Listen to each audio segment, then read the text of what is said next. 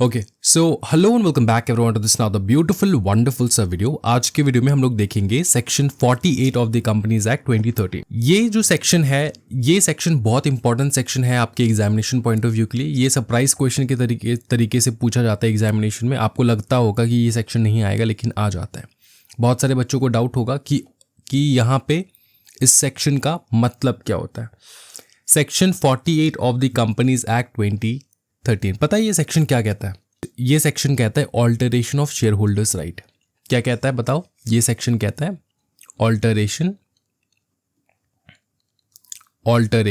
Of share holders rights. ये कहता है ये वाला सेक्शन। क्या कहता है? Alteration of share holders right. अब अपने को पता है कि हाँ, ये सेक्शन जो है alteration of share holders right से रिलेटेड है। नाउ वी विल अंडरस्टैंड कि why alteration, how alteration and what is the necessity and after alteration क्या चेंज होता है। ये सारा क्वेश्चन मैं आंसर करूंगा इसी वीडियो में। अच्छे से देखना है। सबसे पहले इस चीज को समझो तुम। ये पकड़ लो, एक कंपनी है। स्क्रीन में जो दिख रहा है आपको, ये है कंपनी। कंपनी में क्या रहता है?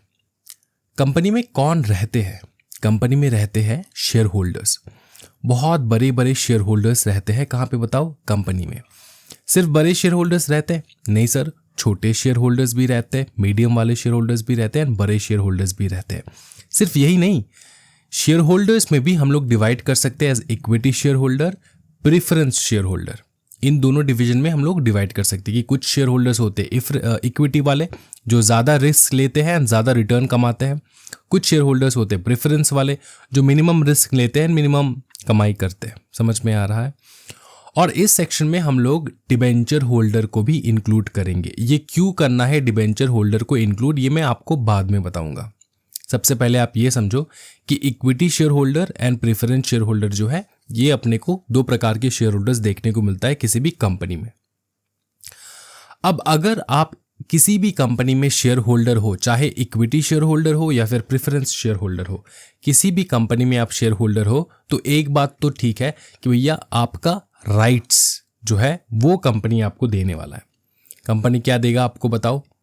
ये जो कंपनी है इसमें तुम शेयर होल्डर हो, क्यों? क्योंकि आपको मिल रहा है कंपनी में बहुत सारे राइट्स। शेयर होल्डर होने के बाद आपको कंपनी में बहुत सारे राइट्स मिलते हैं। कुछ राइट्स का मैं आपको एग्जांपल समझाता हूं। पहला राइट है वोटिंग राइट, जो कि बहुत कॉमन राइट है, आपको पता होगा। पहला है वोटिंग राइट। दूसरा है डिविडेंड वाला राइट। फिर आता है आपका distribution of assets at the time of winding up वाला राइट। ठीक है, कन्वर्शन राइट, फिर रिडेम्पशन राइट। अब ये क्या है मैं तुमको समझाता हूँ। सुनो, आपको ये लगता होगा कि मैंने शेयर खरीद लिया तो सिर्फ मेरे पास वोटिंग राइट है। इतना तो सबको पता था। और कुछ बच्चों को ये भी पता था कि भैया डिविडेंड भी मिलते हैं। ये आपका राइट है, आप शेयर होल्डर हो, आपको डिविडेंड मिलेगा। कंपनी ने अगर डिविडेंड देने के बारे में सोचा तो आपको डिविडेंड डेफिनेटली मिलने वाला है, विदाउट एनी डाउट। ठीक है, ये आपका राइट है। अब पकड़ लो, अगर ये तो आपने कभी सोचा नहीं होगा कि बिजनेस कभी बंद हो जाए तो क्या होगा। बिजनेस बंद होने के बाद भी आपका राइट होता है। कैसे राइट? कि प्रॉपर्टी जो है बिजनेस, वो उसका जो एसेट्स है, लाइबिलिटीज को निपटाने के बाद जो एसेट्स बचता है, उस एसेट्स को भी तो आप लोगे ना, क्योंकि आप ही तो मालिक हो कंपनी का। उस एसेट्स को बेचने के बाद जो आपका अमाउंट निकलता है उसके ऊपर भी तो आपका राइट है। तो distribution of asset at the time of winding up, मतलब कंपनी बंद होने वाला है, बंद होने के टाइम में जो कंपनी के पास एसेट्स है उसका डिस्ट्रीब्यूशन जो है उसके ऊपर भी तुम्हारा राइट है। फिर कन्वर्जन राइट, प्रेफरेंस शेयर को इक्विटी शेयर में बदल देना, डिबेंचर्स को इक्विटी में बदल देना, इस प्रकार के भी राइट्स मिलते हैं। ये आपको पता होगा। तो लास्ट में होता है रिडेम्पशन राइट। रिडेम्पशन पकड़ लो, उन डिबेंचर वाले राइट को हम लोग कहते हैं रिडेम्पशन राइट, है ना। डिबेंचर वाले राइट को हम लोग कहते हैं रिडेम्पशन राइट। जैसे कि डिबेंचर का रिडेम्पशन होता है। डिबेंचर मतलब एक लोन लेना। अब लोन का पीरियड कब खत्म हो जाएगा, रिडीम हो जाएगा पूरा अमाउंट, उसका एक टाइम होता है। तो रिडेम्पशन का भी राइट डिबेंचर होल्डर को मिलता है, राइट। हाँ, तो मैंने यहाँ पे डिबेंचर इसलिए इंक्लूड किया है क्योंकि डिबेंचर भी एक प्रकार का देखा जाए तो एक बहुत इंपॉर्टेंट हिस्सा है इस कंपनी में। इक्विटी के इक्विटी शेयर होल्डर जैसे कि आप और मैं, हमारे पैसे से कंपनी चलता है, प्रेफरेंस शेयर होल्डर से के पैसे से भी कंपनी चलता है, एंड डिबेंचर होल्डर्स के भी पैसे से कंपनी चलता है। इतना तो आपको पता है। तो डिबेंचर होल्डर मामूली इंसान नहीं है, इसके पास भी बहुत सारे राइट्स है। अब हम लोग बात कर रहे हैं राइट्स को लेकर, इसलिए मैंने डिबेंचर होल्डर को भी यहाँ पे इंक्लूड किया है, क्योंकि ये सेक्शन भी डिबेंचर होल्डर्स को इंक्लूड करता है। अब पकड़ लो किसी दिन कंपनी ने ऐसा किया, किसी दिन कंपनी ने ऐसा किया कि ये जो आपके सारे राइट्स है ना, कंपनी ने कर दिया चेंज। कंपनी ने कर दिया चेंज। क्या सर समझाओ, अच्छे से समझाओ सर। ये जो आपके सारे राइट्स है ना, कंपनी ने एक दिन कर दिया आपके सारे राइट्स चेंज, तो आप क्या करोगे? फिर आप डगमगा जाओगे, आप कहोगे यार मेरे वोटिंग राइट के ऊपर पाबंदी लगा दिया। पहले तो वोटिंग राइट कैसे चेंज होता है? अगर करना होगा कंपनी को, कैसे चेंज करेगा? पकड़ लो पहले एक वोट पे आपको एक राइट देने का अधिकार था। अब कंपनी कह रहा है कि अगर आपके पास एक शेयर के ऊपर एक वोट देने का अधिकार था, अब कंपनी कह रहा है कि अगर आपके पास 10 शेयर है तब आप एक वोट दे पाओगे। समझ में आ रहा है? इस प्रकार से चेंज कर दिया। तो अगर आपका वोटिंग राइट चेंज हो रहा है तो एक इंपॉर्टेंट चीज, इंपॉर्टेंट पावर आपका चेंज हो रहा है। डिविडेंड्स के राइट चेंज कर दिए, डिस्ट्रीब्यूशन ऑफ एसेट्स के राइट चेंज कर दिए, कन्वर्शन राइट चेंज कर दिए, रिडेम्पशन राइट चेंज कर दिए। इतना सारा राइट है, अगर ये चेंज कर दिया विदाउट आस्किंग यू तो आपके साथ तो नाइंसाफी हो जाएगा, है ना? क्या चेंज कर सकता है कंपनी? हाँ।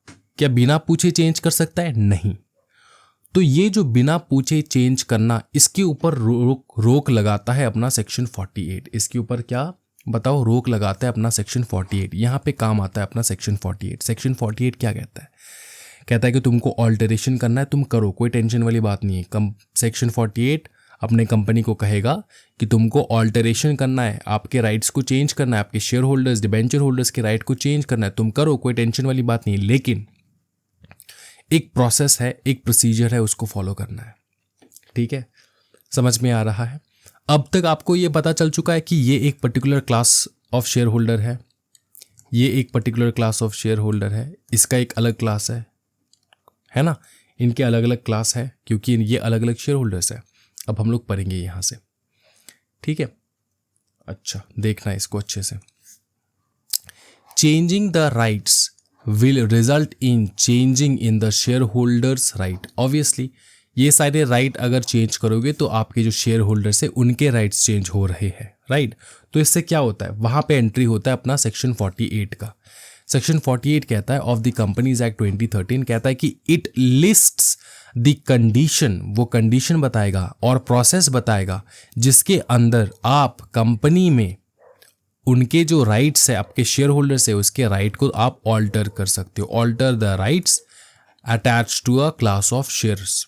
ठीक है, मतलब अगर पकड़ लो इक्विटी वाले को चेंज करना चाहते हो, ठीक है ना, तो इक्विटी वाले क्लास को चेंज कर सकते हो। अगर आप प्रेफरेंस वाले को चेंज करना चाहते हो वो भी कर सकते हो। अगर डिबेंचर वाले को चेंज करना चाहते हो वो भी आप कर सकते हो, कोई टेंशन वाली बात नहीं है। तो राइट्स चेंज होता रहेगा, कोई टेंशन वाली बात नहीं है, लेकिन आपको जो है प्रोसेस एंड कंडीशन फॉलो करना है। ये दो चीज़ आपको फॉलो करने होंगे। ये हम लोग देखेंगे नीचे, यहीं पे हम लोग देखने वाले। यहाँ तक आपका पूरा क्लियर हो चुका है, कोई टेंशन वाली बात नहीं, बहुत बवाल। अब देखो, variation of share holders right with consent. अब यहाँ से स्टार्ट होगा आपका पूरा सेक्शन जो आपको एग्जामिनेशन में लिखना है। ऊपर तक एक्सप्लेनेशन था, यहाँ से आपको एग्जामिनेशन में लिखना है। तो दो प्रकार से राइट चेंज हो सकते हैं। एक तो कंपनी ने आपसे कंसेंट लिया है। कंपनी ने अगर कंसेंट लिया तो क्या प्रोसीजर होगा, कंसेंट लेने का प्रोसीजर बताएंगे। और एक प्रोसीजर हो सकता है जहां पे कंपनी ने बिना कंसेंट ही राइट चेंज कर दिया, तब क्या आपके पास अधिकार रहेगा उसको फाइट करने के लिए, वो भी मैं बताऊंगा। तो अगर आपसे कंपनी कंसेंट मांग रहा है तो आप उनको कंसेंट कैसे दोगे पता है? जिस भी particular share holder class of shares का राइट ऑल्टर हो रहा है, पकड़ लो इक्विटी शेयर होल्डर, इनका राइट आप चेंज कर रहे हो, इनका राइट आप चेंज कर रहे हो। इनका अगर राइट आप चेंज कर रहे हो ना, तो इनसे सुनो अच्छे से, इनका अगर आप राइट चेंज कर रहे हो तो इनमें जितने भी टोटल शेयर होल्डर्स होंगे ना, टोटल उन टोटल शेयर होल्डर्स में से कम 3/4 शेयर होल्डर्स का आपको एसेंट चाहिए होगा, आपको परमिशन चाहिए होगा। समझ में आ रहा है? मतलब ये है कि आप एक मीटिंग करवाओगे जिसको हम लोग कहते हैं एक्स्ट्रा ऑर्डिनरी जनरल मीटिंग। ये आप करवाओगे। यहाँ पे आप किसका मीटिंग करवाओगे? प्रेफरेंस का नहीं करवाएंगे, इक्विटी का करवाएंगे, क्योंकि इक्विटी वालों का राइट चेंज हो रहा है, प्रेफरेंस वालों का नहीं। तो इक्विटी को करवाओगे। इक्विटी का अगर करवा रहे हो, इनमें जितने भी टोटल शेयर होल्डर्स है, इनमें से 3/4 शेयर होल्डर्स का आपको चाहिए होगा कंसेंट। ठीक है, और स्पेशल रेजोल्यूशन पास होगा। यहाँ पे समझ में आ रहा है? आपको स्पेशल रेजोल्यूशन पास करना है एंड 3/4 शेयर होल्डर्स का आपको चाहिए होगा कंसेंट, 75% वोट आपको चाहिए होगा। समझ में आ रहा है?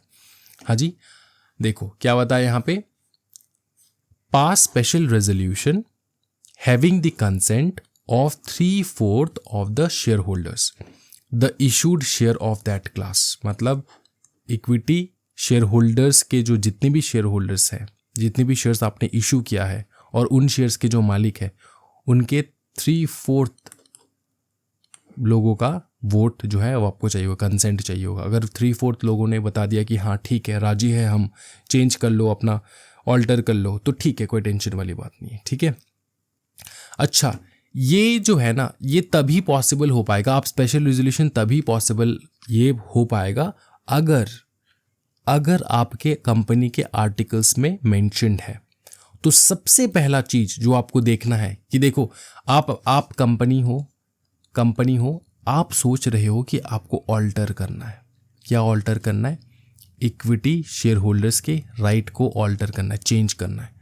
तो आपको आपने सोचा कि चेंज करना है, हाँ। तो आप जो फर्स्ट थिंग है जो आपके दिमाग में आना चाहिए, द फर्स्ट थिंग, वो है कि क्या मेरा कंपनी का आर्टिकल्स मुझको अलाउ करता है कि नहीं, ये वाला बात।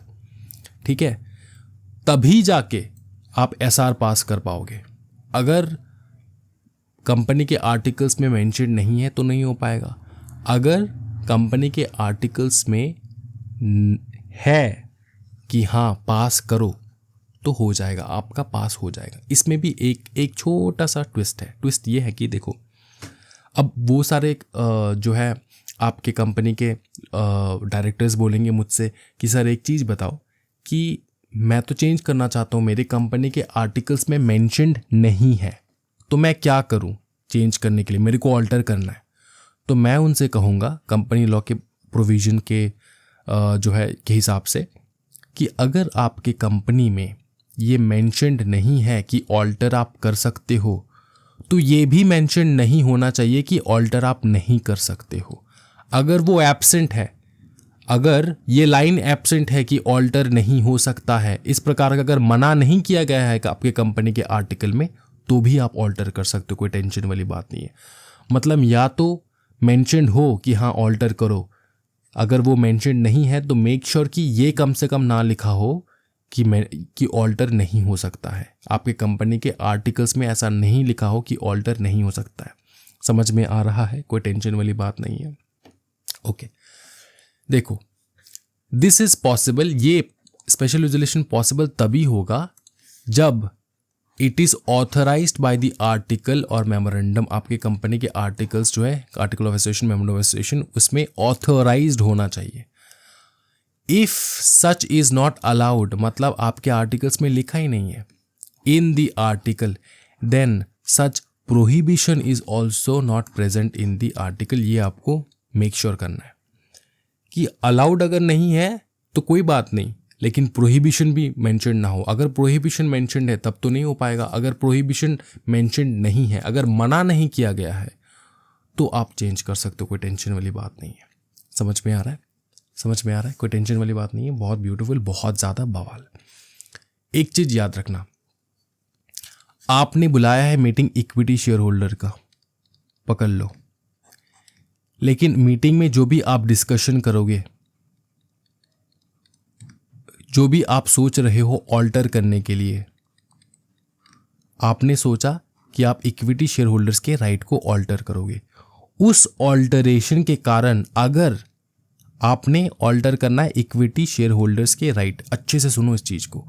आपने डिसाइड किया कि आपको चेंज करना है इक्विटी शेयर होल्डर्स के राइट को ऑल्टर करना है, लेकिन इस ऑल्टरेशन के रिजल्ट पे, इस ऑल्टरेशन के कारण अगर किसी और क्लासेस ऑफ शेयर्स के राइट को भी ऑल्टरेशन हो रहा है, मतलब इफेक्ट हो रहा है, ऑल्टर नहीं इफेक्ट अगर हो रहा है, अगर इक्विटी शेयर होल्डर्स के राइट को ऑल्टर करने की वजह से प्रेफरेंस शेयर होल्डर के राइट को इफेक्ट हो रहा है, तो ये जो 3/4 वाला कंसेंट है ना, जो आप इक्विटी शेयर होल्डर से मांगोगे, वही सेम कंसेंट आपको प्रेफरेंस वालों को भी मांगना पड़ेगा। लेकिन सर मैंने तो ऐसा कोई प्लान नहीं बनाया कि प्रेफरेंस शेयर होल्डर्स का राइट को ऑल्टर करूं। तुमने प्लान ज़रूर नहीं बनाया, लेकिन कुछ ऐसे कंडीशंस होंगे, कुछ ऐसे सिचुएशंस होंगे जहां पे अगर आपने एक क्लास ऑफ शेयर होल्डर उनके राइट्स को चेंज करने के टाइम पे आपका प्रेफरेंस वाले राइट को भी इफेक्ट हो रहा है। कुछ ऐसे डिसीजंस लिए जा रहे हैं इक्विटी शेयर होल्डर्स के लिए, जो डिसीजंस प्रेफरेंस शेयर होल्डर को भी डायरेक्टली इनडायरेक्टली इफेक्ट कर रहा है। अगर ऐसा कोई सिचुएशन है तो चाहे आप ये बोलो कि नहीं मेरे को इक्विटी शेयर होल्डर का ही चेंज करना है, प्रेफरेंस का चेंज नहीं करना है, फिर भी इफेक्ट हो रहा है प्रेफरेंस को, तो तब भी आपको 3/4 इनसे भी परमिशन लेना होगा, 3/4 इक्विटी से भी परमिशन लेना होगा। समझे? देखो फिर से, provided if one class of share holder, किसी भी एक class of share holder effect हो रहा है, affects the right of the other class of share holder, किसी एक क्लास ऑफ शेयर होल्डर की वजह से किसी other class of share holders के राइट को इफेक्ट हो रहा है, तो वो 3/4 वाला कंसेंट आपको, ये जो सेकंड क्लास है ना, जो दूसरा वाला क्लास है जिसको इफेक्ट हो रहा है, उससे भी आपको लेना होगा। 3/4 consent of such class shall also be taken. क्या ये समझ में आ रहा है?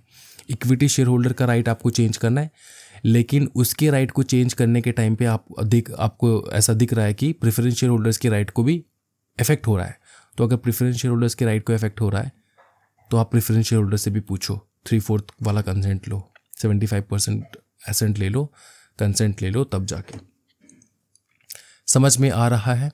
हाँ जी, ओके। अगर सर एक चीज़ बताओ, अगर कंसेंट उन्होंने पूछा ही नहीं है हमसे, ये वाला कंडीशन है जहाँ पे अब तक हम लोग देख रहे थे कि कंसेंट पूछा जा रहा है, मतलब कंपनी हमसे पूछ रहे, लेकिन अब हम लोग देख रहे हैं कि सेकंड कंडीशन ये है कि सेकंड सिचुएशन ऐसा है कि पूछ ही नहीं रहा है कंपनी हमसे, कंपनी ने हमसे कुछ पूछा ही नहीं, नो कंसेंट फॉर वेरिएशन, सीधा चेंज कर दिए, तो क्या होगा? हाँ जी, तो मैं आपको बताता हूँ। अगर आप इक्विटी शेयर होल्डर हो या जिस भी क्लास हो, इक्विटी या फिर प्रेफरेंस, जो भी क्लास है आपका, ठीक है, जिसका आपका जो है क्या कहते हैं इसको, राइट जो है वो चेंज हो चुका है विदाउट एनी कंसेंट, तो आप किसी भी क्लास हो, इन ये जो क्लास है, इक्विटी क्लास हो जाए, प्रेफरेंस क्लास हो जाए, इनके 10% शेयर होल्डर जो है वो ट्रिब्यूनल को कंप्लेंट कर सकते हैं। बताओ क्या? 10% शेयर होल्डर्स जो है आप जा सकते हो ट्रिब्यूनल के पास। समझ में आ रहा है? इससे कम नहीं, इससे कम तो मतलब इफेक्ट नहीं होगा। तो कम से कम 10% लोग, उसी क्लास के लोग जिनका राइट ऑल्टर हो चुका है विदाउट एनी कंसेंट, आप जाओ ट्रिब्यूनल के पास, जाके आप ट्रिब्यूनल को अप्लाई करो। कितने दिन के अंदर अंदर करना है? 21 डेज के अंदर अंदर करना है, इस बात का ध्यान रखें। अच्छा, एक चीज़ आप बहुत अच्छे से सुन लो, ट्रिब्यूनल का जो भी डिसीजन होगा वो फाइनल होगा। ट्रिब्यूनल ने अगर कहा कि कोई बात नहीं है, राइट चेंज किया कर दिया तो क्या हो गया, ऐसा अगर ट्रिब्यूनल कह रहा है तो आप कुछ नहीं कर सकते, ट्रिब्यूनल का डिसीजन फाइनल है। और एक चीज़ सुनना कि within 30 days of the date of order of tribunal file a copy of the order to the registrar। आप क्या हो? कंपनी हो, ठीक है, आप कंपनी हो ना, तो ट्रिब्यूनल ने आपको ऑर्डर दिया, जो भी ऑर्डर हो, जो भी डिसीजन हो ट्रिब्यूनल का, आपको 30 दिन के अंदर अंदर उस ऑर्डर का 30 दिन के अंदर अंदर आपको रजिस्ट्रार को फाइल कर देना है। क्या फाइल कर देना है? बताओ ना, क्या फाइल कर देना? Copy of the order, copy of the order. समझ में आ रहा है? एक बार रिवीजन करेंगे, खत्म हो चुका है ये सेक्शन, एक बार रिवाइज करेंगे। देखो फटाफट, किसी भी कंपनी में बहुत सारे शेयर होल्डर्स होते हैं, शेयर होल्डर्स के भी बहुत सारे टाइप्स होते हैं, बहुत सारे क्लासेस होते हैं। For example equity share holder, दूसरा एग्जांपल है preference share holder, debenture holders भी होते हैं। अब अगर आप किसी भी share holder class of share holders के राइट को चेंज करना चाहते हो, राइट जैसे कि sir voting right, dividend right, distribution of asset right, conversion right, redemption right etcetera, बहुत सारे और भी राइट्स हैं, लेकिन ये मेजरली मैंने यहाँ पे लिखा है। कुछ भी राइट आप चेंज करना चाहते हो तो आप ऐसे ही नहीं चेंज कर सकते। कंपनीज एक्ट कहता है कि अकॉर्डिंग टू सेक्शन 48 आपको स्पेशल रेजोल्यूशन पास करना होगा, आपको 3/4 शेयर होल्डर के कंसेंट लेने होंगे, तब जाके ये कंसेंट एंड स्पेशल रेजोल्यूशन आप तभी पास कर पाओगे अगर आपके कंपनी के आर्टिकल्स जो है वो अलाउ कर रहा हो। तो अगर आपके कंपनी का आर्टिकल अलाउ नहीं कर रहा है तो एक चीज़ आपको सिर्फ गौर फरमाना है कि आपके कंपनी के आर्टिकल्स में मना भी नहीं किया गया है। समझ में आ रहा है? अगर आपके कंपनी के आर्टिकल्स में मना भी नहीं किया गया है, मेंशन्ड भी नहीं है, तब भी आप पास कर सकते। अगर मेंशन्ड है तो बहुत अच्छी बात है, अगर मेंशन्ड नहीं है तो एक चीज़ मेक श्योर करना कि मना भी नहीं किया गया है। अगर मना नहीं किया गया तब भी तुम पास कर सकते हो, टेंशन वाली बात नहीं है। अगर आपके चेंजेस के कारण, आपके क्लास ऑफ शेयर होल्डर्स के किसी एक क्लास ऑफ शेयर होल्डर्स के चेंजेस के कारण, राइट को चेंजेस के कारण किसी अदर क्लास के शेयर होल्डर्स के राइट को भी इफेक्ट हो रहा है, तो उस दूसरे वाले शेयर होल्डर्स के जो क्लास ऑफ शेयर होल्डर्स है उनके भी कंसेंट आपको लेने होंगे। अगर आप इक्विटी शेयर होल्डर क्या राइट चेंज करना चाहते हो, लेकिन जिसके कारण इसका राइट चेंज होने से आप देख रहे हो कि प्रेफरेंस शेयर होल्डर्स के भी राइट चेंज होंगे, तो दोनों का ही आपको परमिशन लेना होगा। इसका भी 3/4 और इसका भी 3/4 आपको परमिशन लेके आना होगा। समझ में आ रहा है? अगर कंसेंट नहीं लिया तो जिस भी क्लास ऑफ शेयर होल्डर्स का राइट चेंज हो चुका है विदाउट एनी कंसेंट, उस क्लास के 10% शेयर होल्डर्स जो है वो जा सकते हैं टू द ट्रिब्यूनल। कितने दिन के अंदर अंदर? 21 डेज के अंदर अंदर ट्रिब्यूनल का डिसीजन जो होगा वो फाइनल होगा, और ट्रिब्यूनल के डिसीजन के बाद कंपनी को ट्रिब्यूनल का डिसीजन जो है वो रजिस्ट्रार को फाइल करना है विद इन 30 डेज। ये हो गया आपका रिवीजन, कंप्लीट हो गया आपका पूरा सेक्शन। अगर आपको बहुत अच्छे तरीके से समझ में आया है तो ज़रूर लाइक एंड सब्सक्राइब कर देना, so that this reaches to more and more people. Thank you so much everyone, happy learning guys, bye bye and take care. अगर कोई और सेक्शन है जो आपको पूछना है तो कमेंट सेक्शन में ज़रूर ड्रॉप करना, मैं उस सेक्शन को भी एक्सप्लेन कर दूंगा।